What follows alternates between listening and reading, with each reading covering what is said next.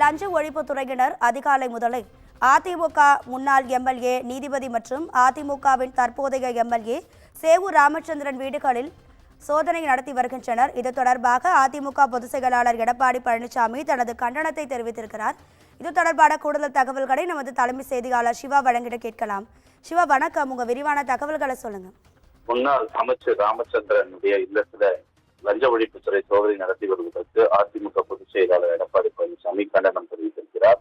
இது தொடர்பாக தன்னுடைய எக்ஸ்பதிப்பில் பதிவு செய்திருக்கக்கூடிய பதிவில் ஆரணி தொகுதியினுடைய சட்டமன்ற உறுப்பினரும் முன்னாள் அமைச்சருமான ராமச்சந்திரன் அவர்களையும் முன்னாள் உசிலம்பட்டி சட்டமன்ற உறுப்பினர் நீதிபதி அவர்களையும் குறிவைத்து இந்த திமுக அரசினுடைய ஏவல் படைகளுள் ஒன்றாக இருக்கக்கூடிய லஞ்ச ஒழிப்புத்துறை சோதனை நடத்தி வருகிறது என்றும் டாஸ்மாக் வழக்கில் நடக்கக்கூடிய இடி ரைடுக்கு ஸ்டாலினுக்கும் பயத்தை உருவாக்கி இருக்கிறது. பயத்தில் என்ன செய்வது என்று தெரியாமல் பழிவாங்கக்கூடிய நடவடிக்கையாக அரசியல் காழ்ப்புணர்ச்சியோடு அதிமுகவினுடைய வீட்டுக்கு தன் ஏவல் துறையை அனுப்பியிருக்கிறார் ஸ்டாலின் என்று ஒரு குற்றச்சாட்டை அவர் முன்வைத்திருக்கிறார்.